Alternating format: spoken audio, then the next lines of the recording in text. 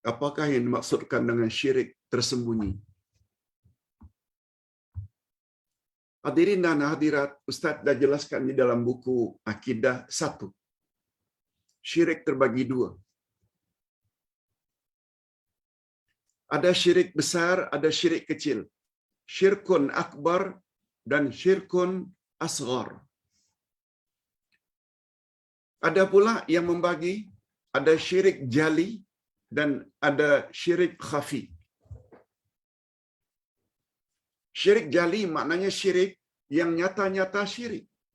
Seperti orang yang menyembah berhala, menyembah api,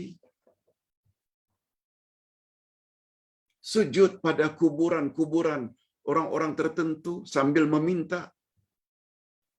Itu syirik yang nyata, syirik besar. Yang satu lagi syirik khafi, syirik yang tersembunyi. Yaitu kita berbuat syirik,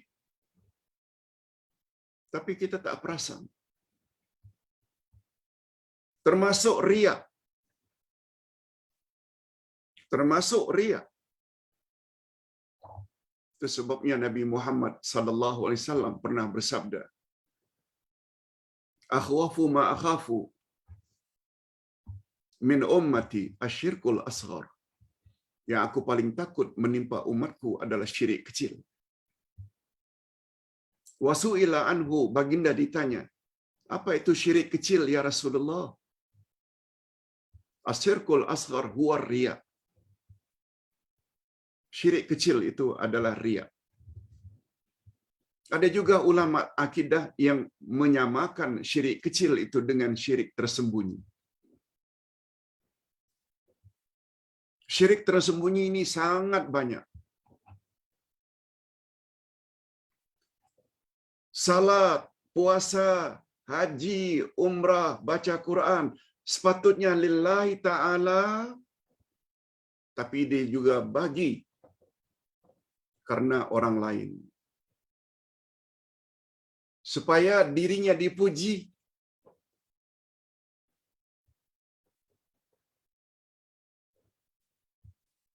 Dia beribadat malam, tahajud, witir, doa, baca Quran, lalu disebut-sebutnya kepada orang lain sambil membangga diri. Membangga diri juga termasuk ke dalam syirik yang tersembunyi.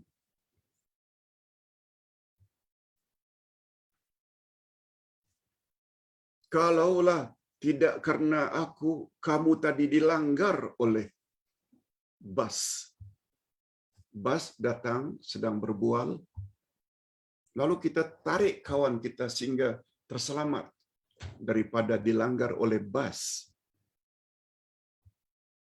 Itu termasuk syirik.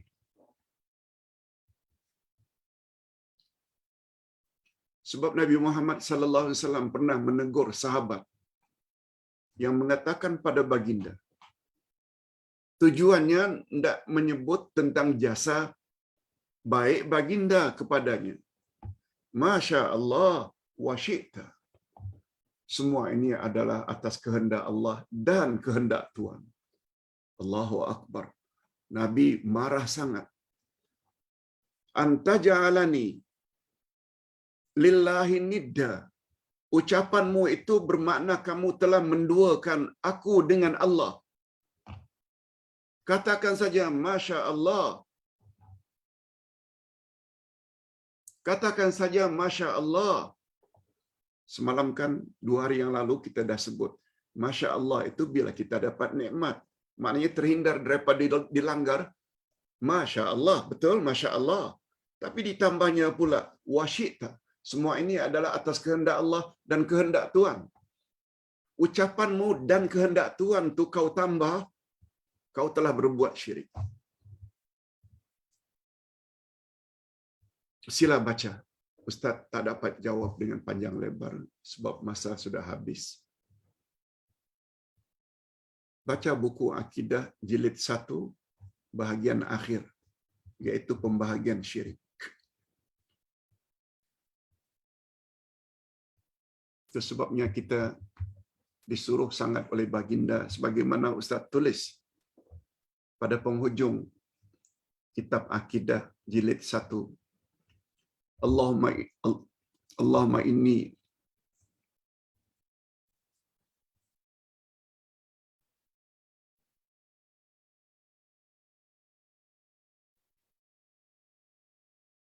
Ustaz lupa doanya.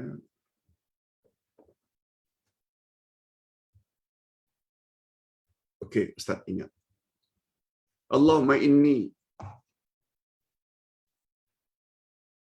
a'udzu bika min an usyrika bika syai'an a'lamu wa astaghfiruka lima la a'lamu.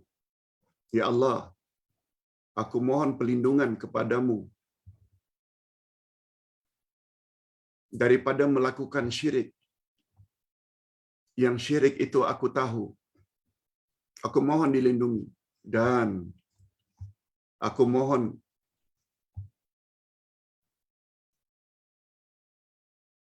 perlindunganmu dan aku mohon ampunanmu daripada melakukan syirik sedangkan aku sendiri tidak tahu. Itu doanya. Ustaz ulang. Allahumma inni a'udzu bika min an usyrika bika syai'an a'lamu wa astaghfiruka lima la a'lamu. Ya Allah, aku mohon perlindunganmu daripada melakukan syirik sedangkan syirik itu aku ketahui. Aku mohon dilindungi dan aku mohon ampunanmu ya Allah. Andai kata aku telah melakukan syirik sedangkan aku sendiri tidak tahu. Itu dia termasuk syirik khafi. Minta dengan cara begitu. Hadirin dan hadirat rahimakumullah. Pak Ustaz, ada yang tanya, apa itu hadrah basaudan? Mohon pencerahan Pak Ustaz. Hadirin dan hadirat, hadrah basaudan ini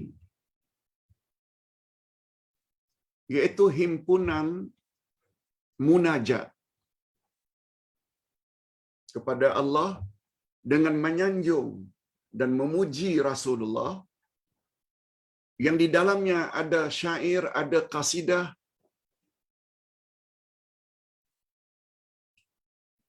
dinamakan dengan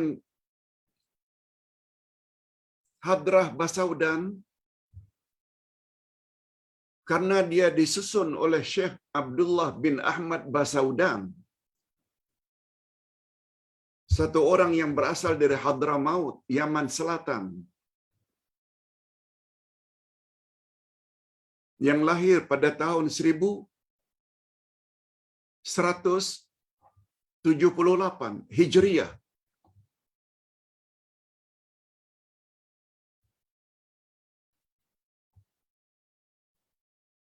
Dan hadrah tersebut, munajat tersebut sangat terkenal di Hadramaut bermula dari 2 abad yang lalu. 200 tahun lebih yang lalu. Hari ini kan hijrah 1400. Yang ini nih mendekati 1200. 1178 hijrah. Syekh Abdullah bin Ahmad Basaudan menyusun hadrah tersebut. Yang di dalamnya ada tawassul kepada tuan syekh yang telah meninggal dunia. Kemudian dianjurkan agar diamalkan pada hari Selasa. Hadirin dan hadirat, bila ada tawassul kepada orang yang sudah meninggal dunia, para ulama mempertikaikan. Sebab tawassul yang dibolehkan hanya 3 saja. Tawassul dengan nama-nama Allah, tawassul dengan amal saleh yang kita lakukan, tawassul melalui doa orang-orang yang masih hidup. Apalagi menetapkan pula basaudan itu hendaklah dibaca pada hari Selasa.